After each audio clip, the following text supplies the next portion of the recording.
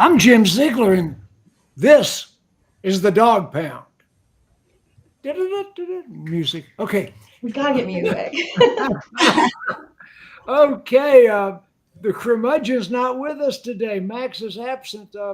Nobody to pick on Bobbie. We'll God try to forbid. make up for that. So anyway, I'm Jim Ziegler. This is the Dog Pound. And today we have a special guest, Don Hall from Virginia Auto Dealers Association. Hello, Don. Hello, Jim. It's good to see you and all your friends today, and as well as your listening audience. Well, the listening audience is second to none. We still have, I got to think of it, the Empress of Executive Management. Yes, I know. It's a mouthful of a title, but it's because I do a lot of things. The Empress of Executive Management, one of the most brilliant women in the car business, my friend Jennifer Briggs. Hi, kid. Hey, Jim. I thought that we were going to cover all the awesome stuff that was in automotive news this week, so I'm prepped and ready. Oh, I am so ready. I'm so ready. And the Duchess of Productivity.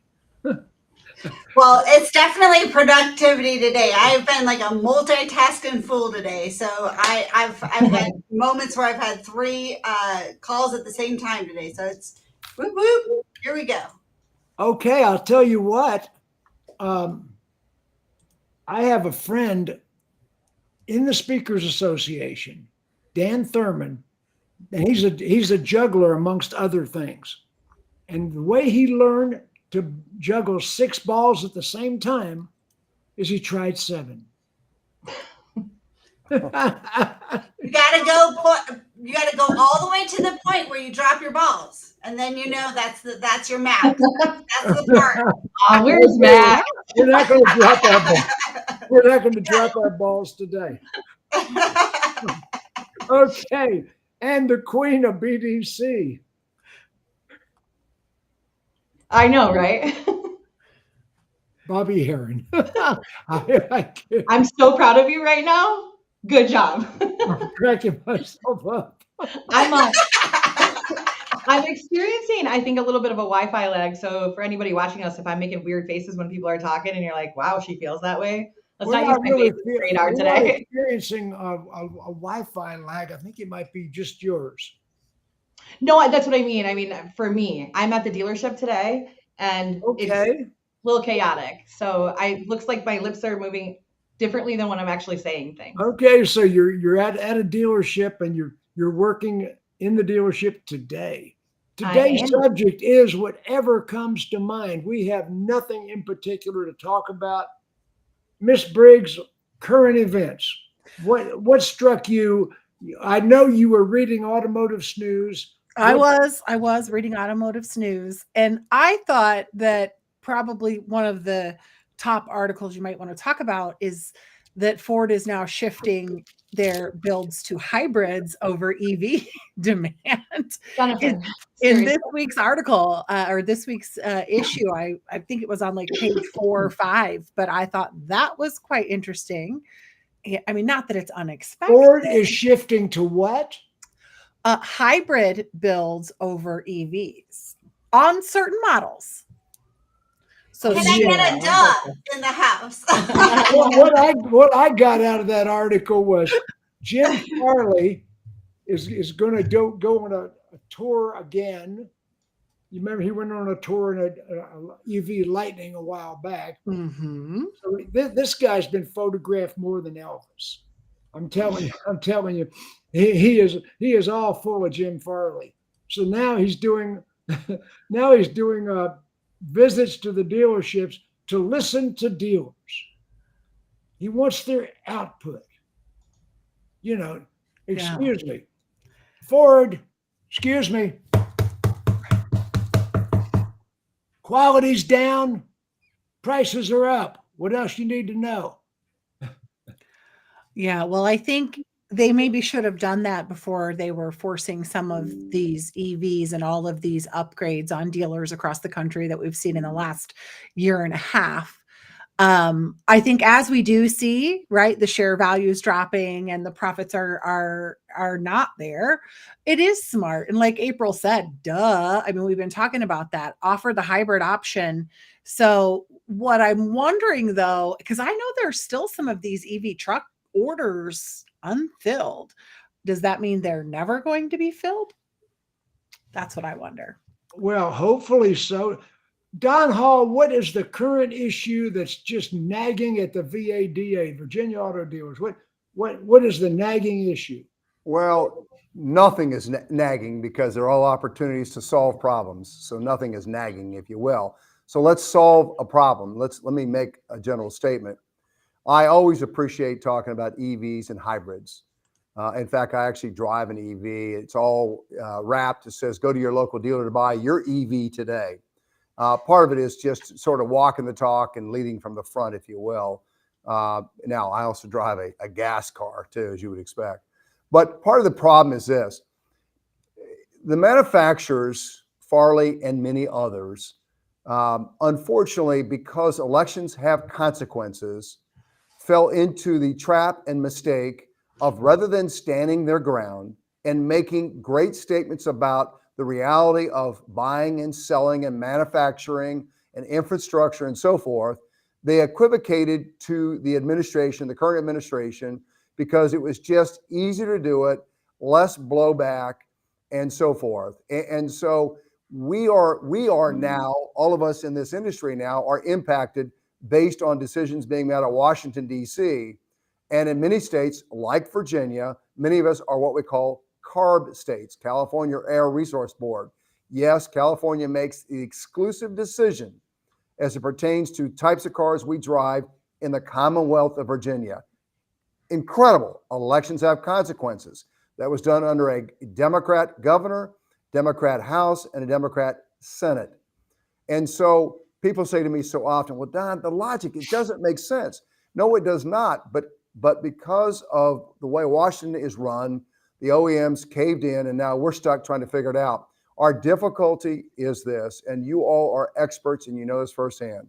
We have lots of cars sitting a lot that people don't want. Now, at the same time, EVs are not going to go away. There is a place for them in our world for sure. They're fun to drive. I've been a Corvette guy. There is a place, but it's not going to ever be 100%, 90%, 80%. Correct. It's going to be 10%. The world at the end of the day will be ICE, internal combustion engine. It'll be EV.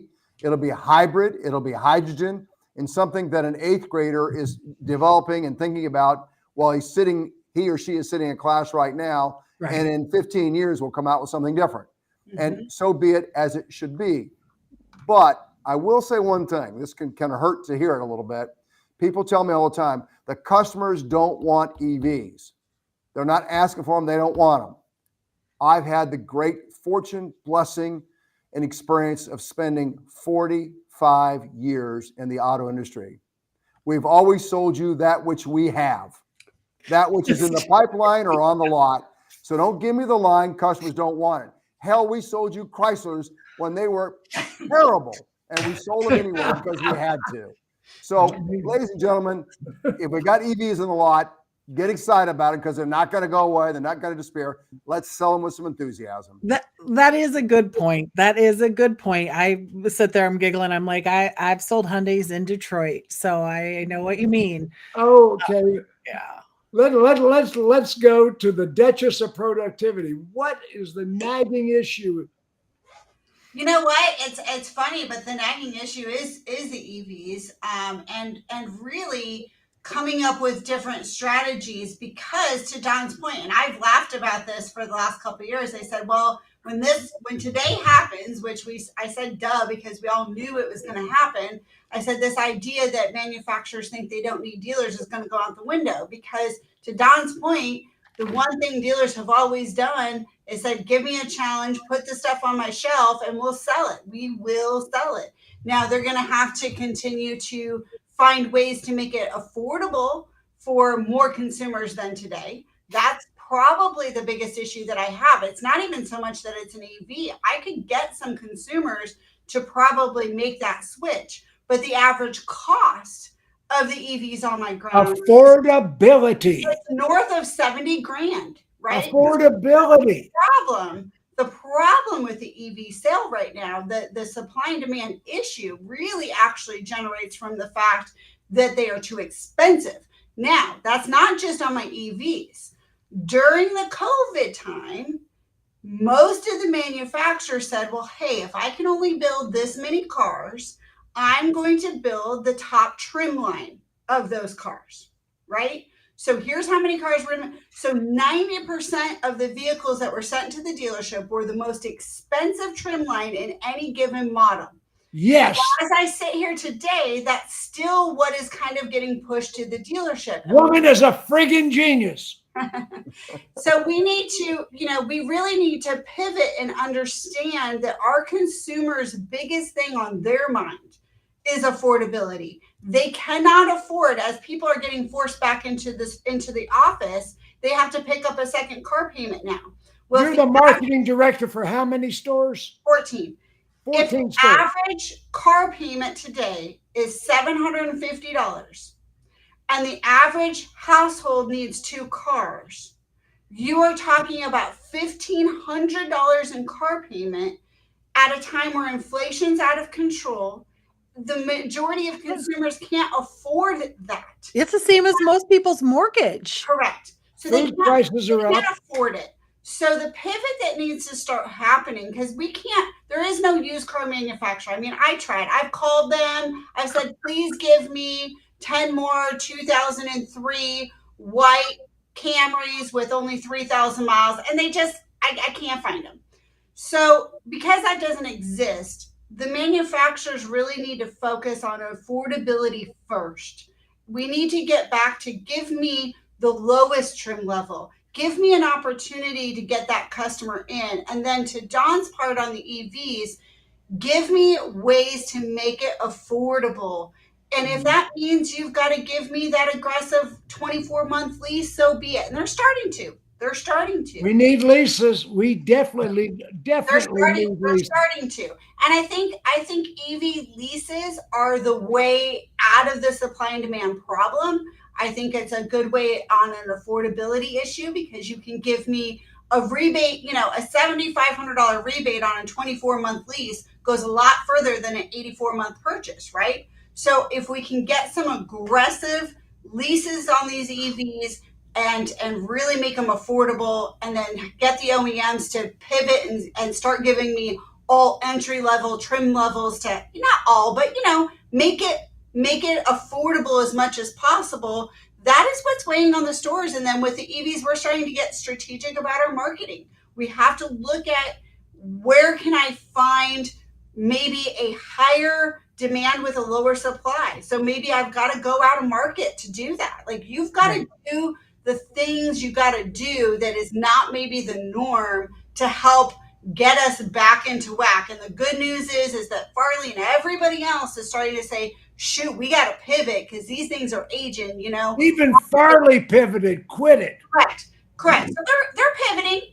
And so what we've got to do now is just deal with the mess that is sitting on the lots today, and know that coming down the pipe, it's going to be cleaner, right? What's coming is going to be better. It's going to be better balance. It's going to be understood. We've got the data now to back it up.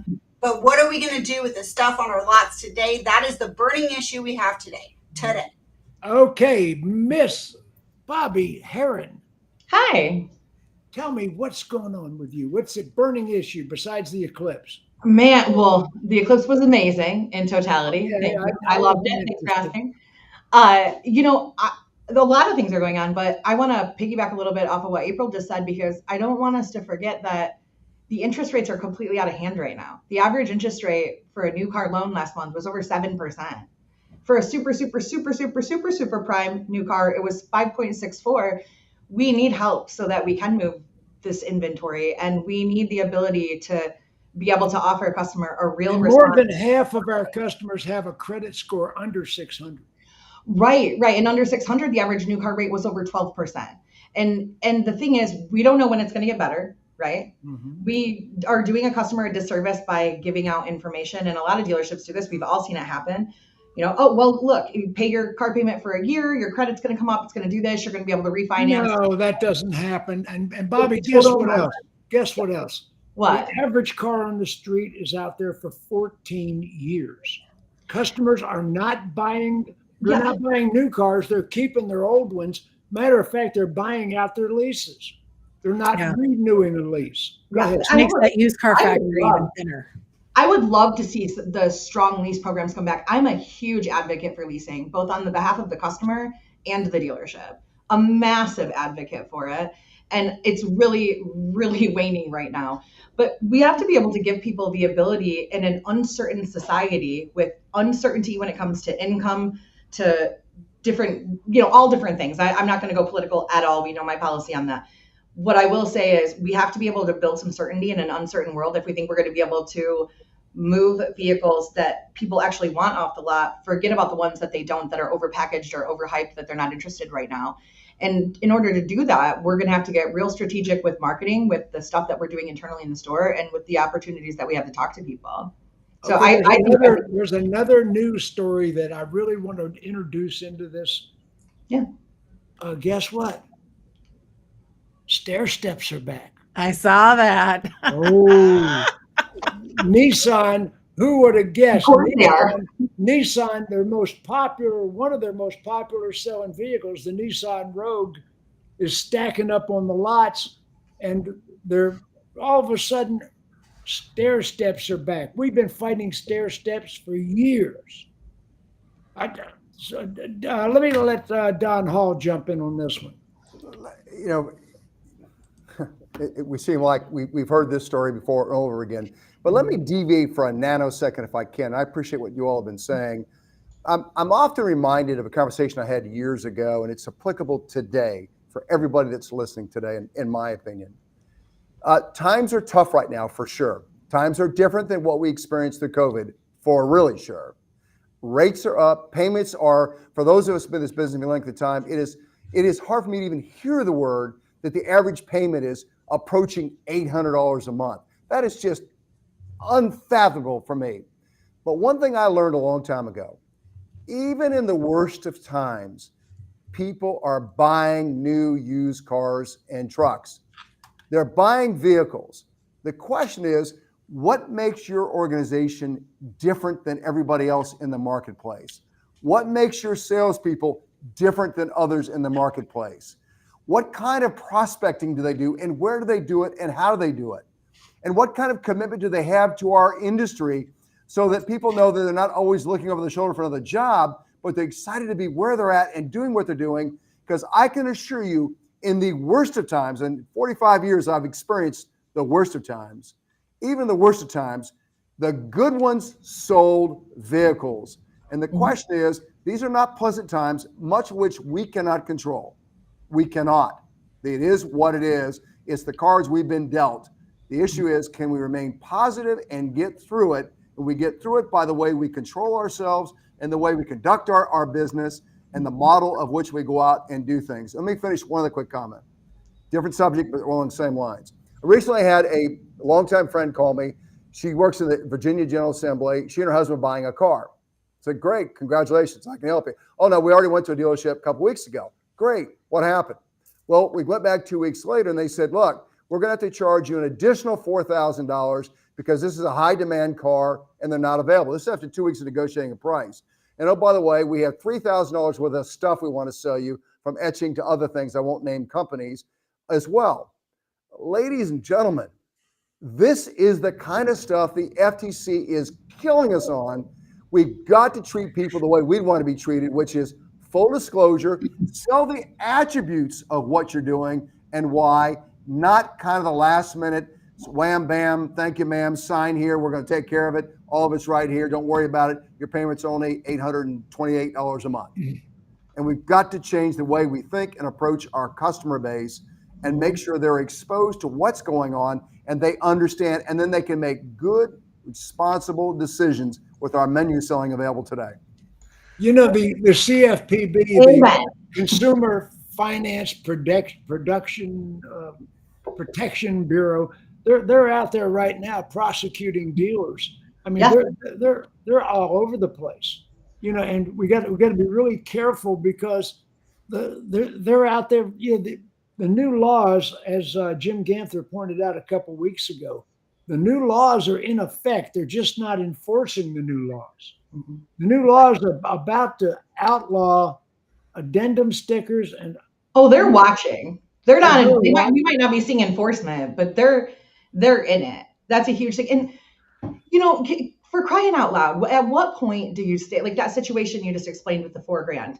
Even if it wasn't illegal, the cost to your dealer, even if that's who you are and you don't care about the customer experience, the cost to your dealership to treat a consumer like that, to renegotiate at the end, to put $4,000 in profit on one car over the potential relationships that are built both in service and in sales is stupid.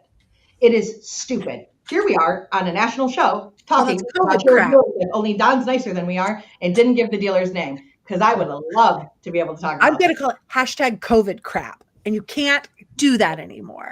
# don't be a dick. What is wrong with you people? Amen, sisters. I'm with you. Crying out loud. It's ignorant. Well, ultimately, it all look like this. The good news is if you're a competitor to a dealership like that, it should be really easy to be able to take the opportunity from their business and be able to convert it into yours. If I were you guys, I would be looking at your competitors' Facebook reviews, things like that, and look for people who say things like that about the dealership. Well, let's go back to stair steps again. Yeah. Well, so we can pull back, and I know Nissan and Ford is also doing on the F-150 some VG bonuses there. But what I think is going to be super interesting, and I know somebody mentioned earlier about working and training with the sales team, but on both sides of this new car, trying to move what we have, whether it's stair step or inventory that's not as desirable for whatever reason, into April's unicorn factory. She had said a 2023 Camry with 3,000 miles. So someone had commented a 2003. I was like, oh yeah, no, that would definitely be something out of this world. But it falls back every time, and you guys know I always say it, to the management team. If you are not investing in your management team on how they're coaching and training, how they are sourcing used car inventory, because if you are leaning on the auction for that, and I think what we were looking at NADA's data for last year, and still 60% of used car inventory, whether it's purchased from a consumer or trade-in, is still coming from your consumer database, not the auctions, which is great. But I think there's so much meat left on the bone there. So if we're trying to find people payments that are less than $760 or $75 a month, we have to get creative. And that starts with your management team, not your sales team. Now, the other story that popped up in the snooze and Detroit Free Press and all the other news organizations out there, the other story that popped up is Tesla is cutting prices dramatically. Inventory is stacking up. Authorities are now saying that Tesla is no longer considered a luxury car. Oh yeah, Tesla is not considered a luxury car by people that are supposed to know what you're talking about. Now that luxury makers, OEMs actually make competitive models to them, that doesn't surprise me. Now that our true luxury manufacturers are making that, and I think that Tesla, actually, I give them props, because I think Tesla is forward thinking about the fact that if they want to be in the EV game, they've got to have affordable options. It all comes back to affordability. And I think they are the one that are saying, hey, if we don't want to combat China, we don't want to combat these other people, we have to give the American public an affordable option. So my guess is that came from Tesla themselves, and they're pushing that narrative, and smart to do so. So the next move you watch, the next move will be this. We have decided, after thinking about it, observing and acknowledging, we're going to create a franchise system because it's a way to move product. And we're going to have a franchise system. From day one, I met with Tesla early in their creation. From day one, it was always ultimately something that was never off the table. They knew that in time, that when they got mass production and it got in a competitive marketplace, they'll need the dealers to floor plan, to figure out how to sell them when nobody will buy them. yada, yada, yada, and so forth. So I am not shocked. If anything, this is going to prove one more time the value of the franchise system, and the young men and women nationwide who go out and sell cars for a living and own franchises. This is the value of our system. We can move iron when it has to be moved, whether it's by battery or by gasoline, it doesn't matter. The franchise system is the way to sell cars and trucks. Absolutely. Absolutely. I mean, But Don, as you recall, Don, there was a campaign, I guess campaign. I don't want to tread on it. True Car, and we united as dealers, and I see that for a while there, people weren't fighting Tesla. Tesla had a free pass. Jim, one of the blessings I love about this industry with so much is the fierce owners of these large dealerships and dealerships throughout the Commonwealth, throughout the country rather, is that we have this belief that we're resilient no matter what happens. And by and large, we are. And so we don't worry about other things going, we worry about our world as they should. Now, part of my role is to worry about the rest of the world that impacts your world in operating your dealerships and so forth. But at the end of the day, I think most people are locked on to doing what they've got to do, not thinking about the Teslas of the world. But Tesla was smart. I watched them. We fought them in Virginia in the courts. I spent millions of dollars. We fought them hard. Most of my peers were letting them come in and say, we're going to let just Tesla and only Tesla have 5 locations in our state, and that's it. Well, then they gave them a free pass. Say that again, Jim. They gave them a free pass. They did. Most of your peers are idiots. But part of it is, well, first of all, look, my DNA and my ink on my body says United States Marine Corps. That's part of my mentality. In other words, I'm a fighter. Yeah. That is who I am. I don't live to be liked. I live to win. And it's about winning. And so at the end of the day, I think dealers have understand the game now, understand it. And that's why it's important to be involved in your associations, to make sure you are being aggressive and assertive in the right places. We can't fight every fight, but many of which we can. Back to stair stepping. The danger, as we all know, is there'll be have and there'll be have-nots. They've never been fairly done. They're not going to be fairly done. Dealers ought to do what they've always done in the past, which is continue to object to them, even those who are benefactors of them. But at the end of the day, they're never fair. And ultimately, at the end of the day, Mr. Manufacturer, you keep saying we want consumers to have a great buying experience. Well, my answer is then treat us right, and we can treat the customers right.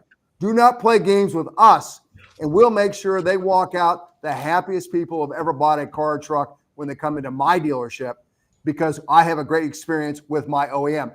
And finally, Toyota and Lexus, not perfect, but by far are the best when it comes to dealing with their dealer body. God bless them. I'm grateful for them. Their example, leading from the front. No, they're not perfect. And yes, they make some mistakes, but at least they acknowledge and they attempt to do right by the dealers, which means their customer vis-a-vis the dealer has a great experience dealing to their ultimate end purchaser, the customer back home in our communities. I want to get a digital billboard on the side of a blimp and fly that clip over every OEM headquarter offices, Don. We could do that with a Geo. We could do that. I know. I just want to be dramatic. So the blimp, I think, will be a little extra. Don is a formidable speaker. Don has always been a formidable speaker. I love my job, my career. I came from the worst of circumstances long ago as a young man, and the auto industry is a business that embraced me, and I owe it everything I've got as long as I'm able to do it in a way that's effective. Thank you. I love that. I'll tell you. I want to throw something in here off of what Don was talking about there and what we were talking about before with Elon Musk. I won't go too deep into it, but I just don't want it to get lost. We say, maybe they're not seen as a luxury car service anymore, but Elon Musk is brilliant when it comes to a lot of things. And one of the things that Tesla was focused on prior to this first quarter was creating a low cost, or what they call a low cost, an under $25,000 price point vehicle. Just recently, it was reported by Reuters that was scrapped. And so before you think, oh, well, it's because of all this inventory and these declining prices. No, it's not. According to Reuters, Elon Musk came out and gave the directive to his whole company that all focus now goes to robo-taxis. That's where everything is going in focus. I'm not surprised at all that they were cutting costs to get rid of inventory. I'm not surprised that it would be because there's an inventory buildup on the lot, but we have an inventory buildup on the lot all the time. That's why we have Serious Stop program. We have things like that are happening. The focus there, I think, is going to have a huge shift. Bobbie, wait a second. The pendulum has swung, Bobbie, all the way from having no inventory and charging ridiculous high prices. Now we're trying to find ways to give them away. We're trying to rebate, stair steps. Look at all the things that are happening. Oh, it's massive. You know, it's like, how many times did we say on the show, how many times did we go out and consult dealers and say 2-3 years ago, hey, don't forget the trade cycle is 2 to 3 years. You're burying people in the vehicles that they're in right now. And we're applauding the gross profit on that. And yet right now we're trying to take people Bobbie, the trade cycle is not 3 years. Where did you get that? Where did you even fantasize that the trade cycle stopped being 3 years at 60-month financing? Well, we still operate in. I'm not out of fantasy world. That's exactly the truth.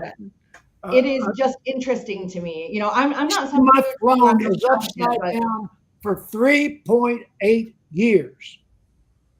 48-month financing was the last time we had a 3-year trade cycle, and that was 1976. Listen. Excuse me. Listen. The trades that the vehicles that people were buried in our industry when there was an inventory shortage, now you're going to feel it tenfold as people are beginning to trade them in, because the interest rates combined with that are going to be difficult. And my point off of that is not even the trade cycle or any of those things. It's what Don said, which is the only difference between you and your competitor is the experience that you offer in your dealership and the communication they have with your teams. That's it. You have the same inventory. You have the same ability to do trades. You have the same ability to finance. Most of you have the same building because the OEM made you. You're not special. I know that hurts people's feelings. You're not special. But if the people that you hire and the teams that you lead and the processes and procedures you put in place and hold people accountable for are, and you're not doing things like renegotiating a deal by $4,000 on one car, you know what that costs you? That one car deal that you just did is going to cost you in community and in profits and in car deals. It's mind-boggling that people will step over dollars to pick up cents. It makes no sense to me at all. I just think it plays off of all the things that we look at and we talk about. I think go ahead.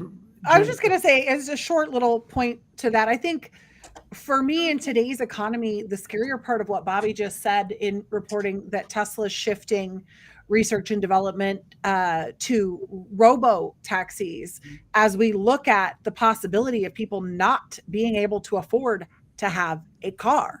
I wouldn't ride in a robo taxi, would you? I mean, I don't even know what one is, but I mean, if you read between the lines, I would absolutely do it. Jennifer, my brain went the exact same place. I know. I was like, my kids drive in Waymos all the time now.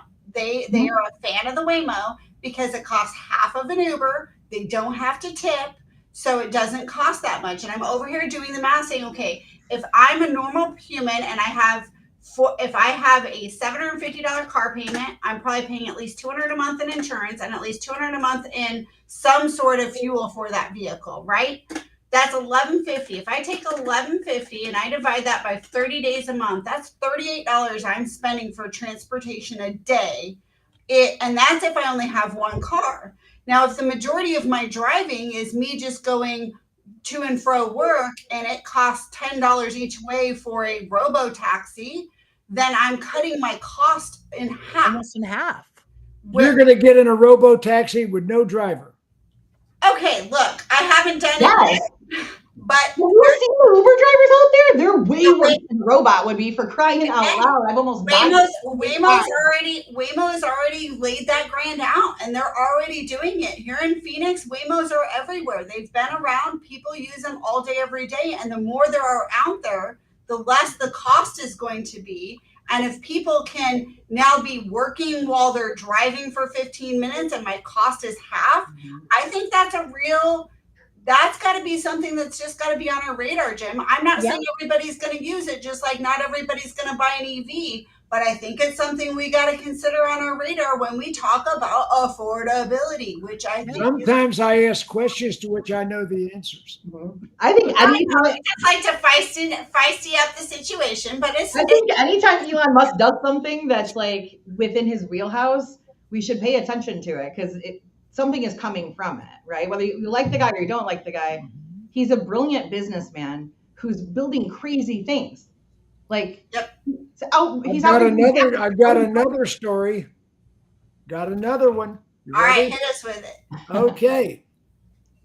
It looks like the Ram 1500 Chrysler, they're thinking of retiring. Now, this has been one of the best-selling. It was started as a Dodge, before it was even Ram as a separate brand. And at the time, Sergio spun it off as a separate brand, and I think he was thinking of selling Ram and Jeep to a third entity. I think he was planning on the exit strategy, and he died. But that was just my thinking. Let me ask you a question. They're saying that the Ram 1500 is too old. So is the Expedition. So is the Navigator. So is the Tahoe. All these vehicles have been on the same chassis with different technology inside, but the same chassis. The Expedition's 30 years old. Think about it. They haven't changed the body style on an Expedition. They've changed the trim and the tail lights, but it's the same vehicle. Right. Other than that, there's a lot of new technology inside. So Stellantis doesn't want to invest to keep up with the F-150 and the Silverado and the Sierras. And I mean, the Nissan Titan is a great truck. So they just don't want to keep up when it comes to this. I mean, we are seeing, Ford's putting those, stair steps on the F-150s. We're seeing a lot of shifts and changes in that truck market, but that's really shocking that they're even considering that. That to me is just, still in all, first of all, Ram is a great truck. It is. I mean, Ram, with Ford's quality problems, right now it might be a better truck than Silverado or F-150. The Ram might be the best truck on the market. Don't go blaming Ford's quality problems on Chevrolet. Chevrolet's got their own problems. I know. Look, we got our own issues. Okay. Yeah. Okay. Look. Hall's biting his lip. Go ahead. When you talk about old, I can say as a guy who's a couple years away from being 70 and a guy who's in his 70s, is the two oldest guys in this call today. Man, I love old. Old is good, baby.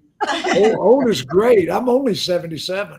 Old means it's reliable. We know how to do it, and people like it, and it's all good by me. So, yeah, I tell you what, I tell people all the time, I'm only 77. You just told me that the other day.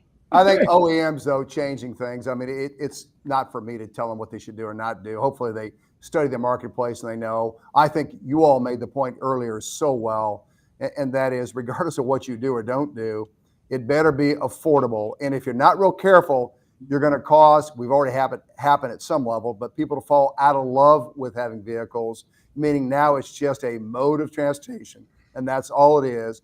And when it becomes a mode of transportation, then we're not going to spend extra money getting the things that excite us, because now they're just a matter of getting us from A to B. I will tell you that at one point I thought for sure I can't think of the name of it. Well, we paid companies X amount per month and we could change. Subscriptions. I thought the subscription program, I personally thought, well, that was a great idea because someone would let me change. What a dumbass idea that was. But it didn't, none of this stuff survives. And it so didn't work I'm less likely to overreact. I'm ashamed of you.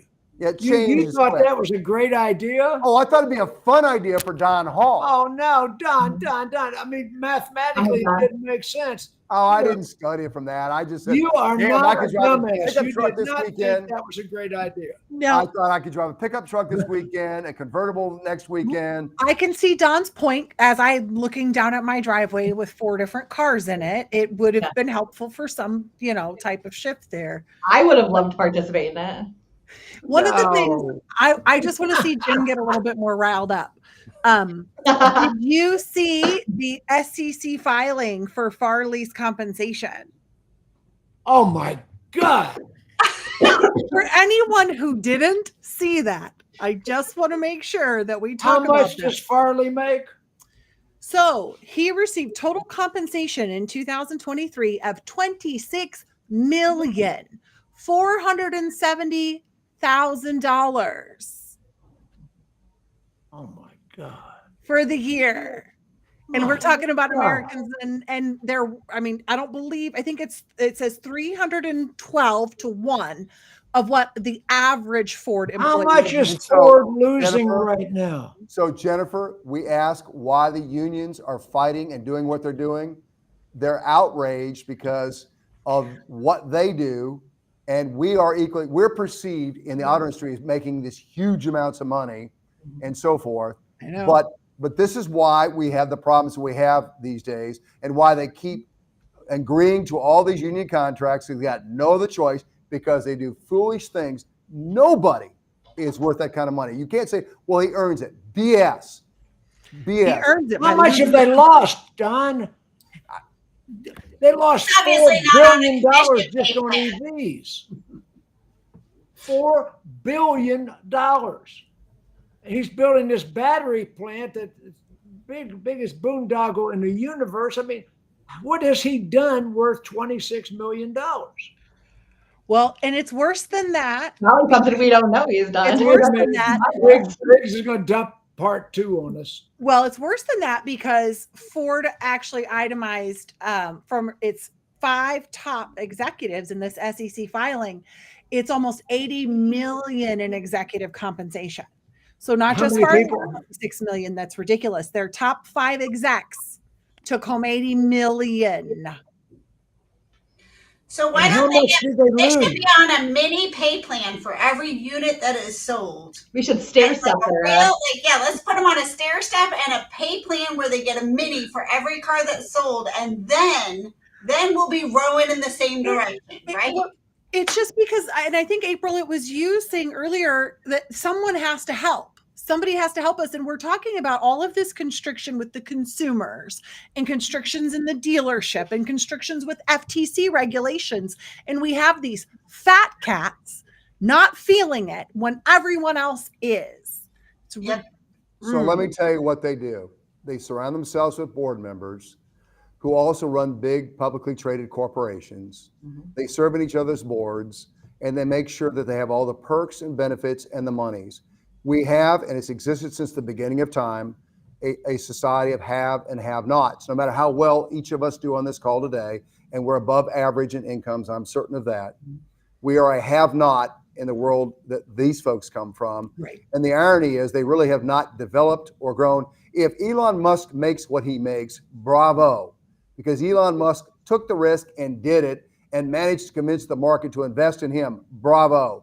Jim Farley has done none of that, as many other CEOs have done. Right time, right place, right look, right words out of their mouth, right educational background, and then we're doing it. It is part of my concern as a society where we are, and then the average person just hunkers down and says, well, I hate America, I hate this, I hate that, and they put up with it. But it's a shame because now you're paying for it with the average new car today being, I'll just round up and say 50K.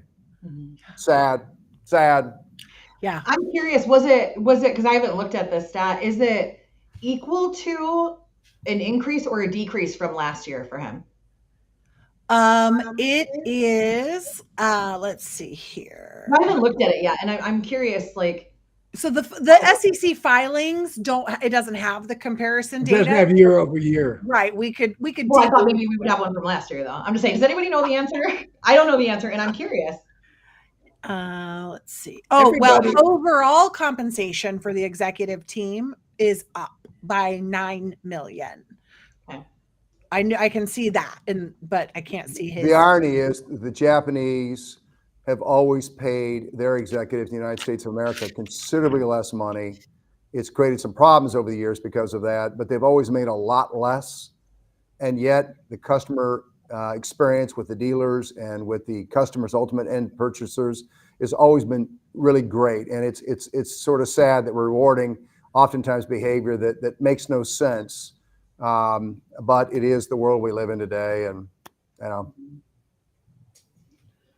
I'm a fan of a commission-based pay plan for everybody in life, for everything. Everybody that lives in my life, in my tribe, in my circle, in my teams works on commission of some sort.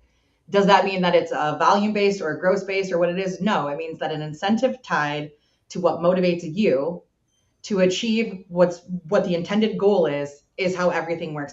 I had my spousal alimony support that I paid, not the other way around, set up on a commission pay plan so I didn't get a headache every time I needed to fly and go somewhere to work. My kids have been on commission-based plans since they were little. Everybody in my life lives on that. I don't see any incentive in paying somebody for the idea of what a job is supposed to look like. And instead, I believe that you pay people based on the KPI and the outcome of the job that is intended for them to do. So let me give you a different twist if I can for a second. Yeah. Because I've been speaking about this for a long time and I get criticized for it, but that's okay. And that is, we live in an environment in the auto industry where the OEMs measure us on a 30-day basis.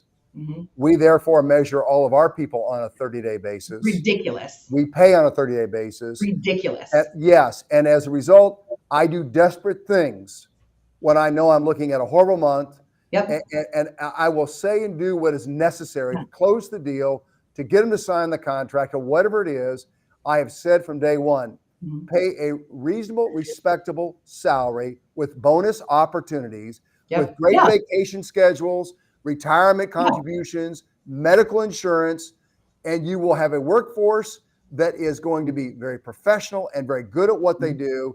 And yet we tend to just go right back to what we've always known best. No way in this world they're going to live and die, hero this month, a zero the next. You know, it's stupid. The stupidest thing about it, because when I say I'm on a commission plan, I mean, I still believe in there being a bonus, but here's the stupidest thing about creating a 30-day structure. Nobody gets paid that way. Nobody does bills that way. Nobody does anything that way. And what you've done is you've taken somebody who may or may not be hitting that quota, that number, and you've turned their mindset into an inability or an unreasonable logic that they're not going to do it. You can't lose for 30 days at the 30-day mark and then have to wait 30 days to win if you want to motivate a team. People aren't motivated like that. You have to have daily and weekly opportunities to win, and you have to have a reset button so that you can continue to. Otherwise, you'll find that you have people who excel for a couple days and then they get in their own head and they go, I'm not going to hit this. And all of a sudden they're waiting until next month to accomplish stuff. Why would we even do that? And I get excuses all the time because, Don, I take a lot of heat for this because I speak on it too and promote it in my stores. If I have one more person say to me, I'm not going to develop a customized pay plan per person or per motivation or pay out more often than or figure out anything more than, because do you know how pissed my controller will be or my sales manager has to figure that? Are you kidding me right now? That is the most ignorant thing I've ever heard. People are not motivated in 30-day cycles. So if I can, somebody just made the comment about 30-day structure forces people to operate with a greater sense of urgency. No, it doesn't. It forces people to be desperate and to do dumb things. Mm-hmm. If you're not motivated, and as a manager, your job is to motivate. Your job is to get people excited about what they do. And the end result of doing a good job is you get well compensated. The goal is not big compensation. The goal is to do a damn good job, and then I get paid well for doing a damn good job. That sense of, well, greater sense of urgency. No, the urgency is we all have bills, families to take care of.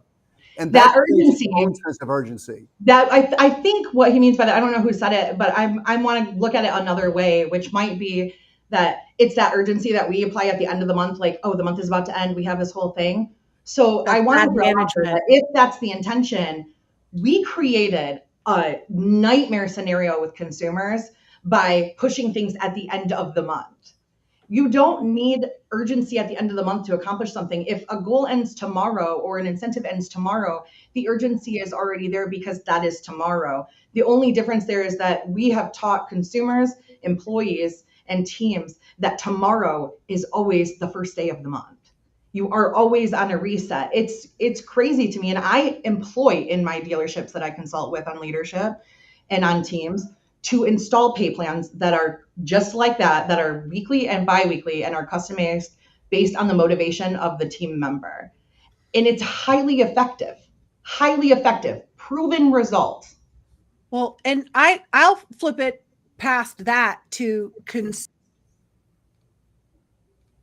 consumers. Oh, Jennifer, you're freezing. I think that's freezing. On a 90-day I was like, cycle, yeah. If you were working your consumer base, your database, and your opportunities effectively and efficiently by the type of lead source that they were coming in and your database outbound in a 90-day sales goal, you would never be concerned about not hitting your numbers at the end of the month. I want to hit another subject before we get on. I want to hit one more subject. Is it almost over? Oh, wow. Yeah, we'll get down to the end of it. I see that one dealer is investing in classes in high school, credited classes for auto techs. Yeah. I've been trying to get dealers to do this for many years. To get with the high schools. I think the manufacturers ought to do it. I can't talk about that. Manufacturers ought to subsidize local high schools that have classes, even supply the instructors. And we do that in Arizona. Techs are a severe shortage, and now we're getting into electric vehicle techs. I mean, we're going to need tech, and electric vehicles are not repairable. They're just not repairable in the ways that we know. It's going to be more high-tech repairs, but on the keyboard. Don, what do you think? Yeah, unfortunately, I'm a little bit of an expert on this subject because associations typically have these kind of programs. For years, it was called the AYES program, and it's a youth education system program. Career and technical education in this country right now is at an all-time high, and that's a good thing. There's an understanding in Capitol Hill and Washington and the state legislatures that we need more young people to serve in various career and technical education fields, number one. Two, the problem we have too is the dealerships. They're part of the problem. And let me tell you why they are. We've heard it firsthand. Well, I don't mind having some techs in here, young people that are apprentice, but boss, they cost me money and I got to spend time with them. And then, ready for this? We lose a lot of these young people because they want to go work at the quick lubes because they'll get paid some money and it's easier. We're not willing to invest in them. Now, I've got exceptions to the rule, but again, that short-sighted mentality that's sort of our curse and it's our blessing, it's both. But the fact of the matter is this: we need young people to be in our business, but they want to work, again, in irregular hours. They want to be in air-conditioned shops, well-heated shops in the winter. Windows. I mean, we need to treat it differently. For Jim, in your early days, in my early days, service departments were arm's length away. That's the back end. We don't talk to those people. That's the back end. And unfortunately, some of that mentality still exists at some level. But without young people at all parts of our business wanting to come in, we got a problem. Because as much as we all like to work forever, the truth is that sometime it'll be our day to check out and move on to something greater, afterlife or whatever. But at the end of the day, we've got to do a better job with young people coming in our business. And it starts with the dealerships. And by the way, Ford was one of the first OEMs to pull out of the current technical education programs. They pulled their money out of it. So we talk about these. Somebody had to pay Farley. That's going to be everyone now. Good job, To the Jennifer. effect of every Ford dealer service absorption numbers. Thanks a lot, Farley. I want to just throw something in. They're part of this topic I can't talk on with an NDA on something, but I want to throw this out. Where there's this fear with young people across our industry and in a lot of industries, I want us to also remember that they're vocal. And we fear that we shouldn't. We need these young people in our dealerships, in our industry. We need them voting. We need them participating in our dealers associations. We need them wanting to work on our teams. And we need to be willing to learn how to lead people like that and to bring them up in it if we actually want to substantiate real change. These kids, as we call them, we say they're kids. These kids are making things happen every day that none of us are doing. And everybody's a kid. they're going out and doing amazing things when they believe in it. And if we're afraid that they won't believe in us, then maybe we have some real things to fix. Well, and I love, it looks like Jim Shorkey's on with us again this week. And I love the comment he just gave, because there are a lot of groups that are doing this, whether it's a scholarship to actual technical colleges to be, I know Tom Wood was huge with that. April, I know you guys have some scholarship programs, or this internal training, which is fantastic. And those are the operators who are going to come out ahead when you're looking at that. Look, when I came up in management, it didn't really matter what was on the bottom of the, well, it did, right, of the P&L for the front of the house. So long as all of my numbers were there and my service departments, my fixed departments were running efficiently, the front was gravy. But I talk to more and more people now. I don't even want to tell you, I was talking to this 5th generation and I asked him his service absorption. I almost threw up. Like, you know, Jennifer, it's kind of interesting because I actually had a state grant pay me to train car salesman persons in Louisiana. Really? Louisiana State paid me a state grant, and so did California. Huh. I had state grants in California and Louisiana to train car salespeople. So here in Arizona, we have this program called EVIT, EVIT, and you can look at, Google it. It's evit.edu. Anywho, in high school, they have these programs for the majority of the high schools offer EVIT. And so anybody who wants to look into these technical places through health sciences, industrial trades, service industry, and tech and design, and there's a plethora of stuff, they can get their high school credit and they start getting their education in those places. And then they introduce them when we partner with them. We get some of those kids that are coming in and starting to do, some of the lube stuff on the weekends or at night on some of our night shifts. They're starting to mentor. They're starting to figure out, is this the job in my career that I actually want to take on? And then if it is, then we can look at the scholarships to continue that education and get them to the finish line, help them with basic tools, whatever the case may be. And these are the waves of the future. I'm proud of Arizona for a lot of the things they've done educationally over the last few years, because when I was pregnant with my son, who's, by the way, graduating college next month, I was so nervous about what school he was going to go to. That was the thing I was actually most nervous about before he even breathed his first breath of air. But now Arizona's come a long way with the choice that, parents get to choose what school their kids go to. They have programs like EVIT.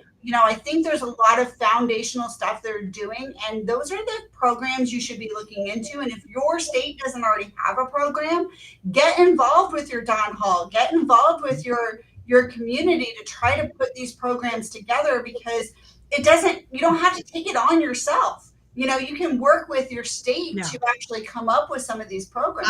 I love that you're going to hashtag get involved with your Don Hall. That's going to be my new campaign for getting in with your ADAs. I think that's fantastic. I love that. That's fantastic. Yes, because a lot of people don't realize that, I don't think they know who their Don Hall even is, but they do exist. And I think that if you get involved with your local people, we're stronger together, so to speak. And I think that there's a lot we can do without having to carry that burden on your own, because it's tough. I mean, as dealers, we're like, wearing 95 hats any given day and trying to take on another thing. While we might think it's important, we might want to put it on the top of our list. If we don't have the time, resources, and energy to do it, it gets scrapped. So, instead say, hey, I've got 2% of time or 2% of money or whatever you can do, and find other people to help put it together. All right, 1 minute. Take us home, Jim. Real quick before you answer that, Jim, Don, this is why we need to finish the conversation we had last year. This should not be a question that has to come from anybody. They should have a place to go. He's not in Don's state though. It doesn't matter. I know. Not The where the point most is, who is local your people are. person? It shouldn't be. Who's the Illinois dealer? I knew you were going to ask me that. He's somebody newer, so I don't know him. Now I know Bobbie Sparrow very well from Arizona. She's a tiger.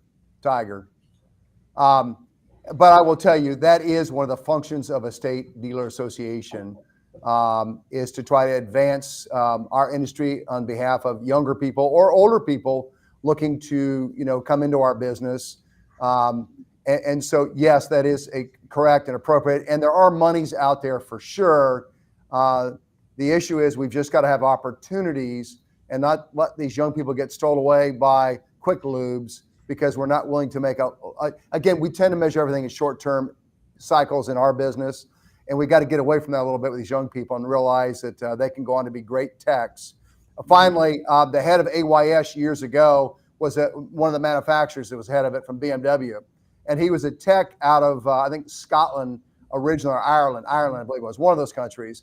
And he went on to be engineering with advanced degrees and head of BMW manufacturing. And he started as a tech because in Europe, they do that. They have trades first, and they kind of then work into the formal college education routine. And so, again, techs are important, and career and technical education is very important for all of us. We're too busy to do this stuff at home, ladies and gentlemen. So we need people with that background to do it for us because we're busy doing what we do for a living. Thank you very much, Don. And guess what? We've reached the end of the show. Wave goodbye to the audience, guys.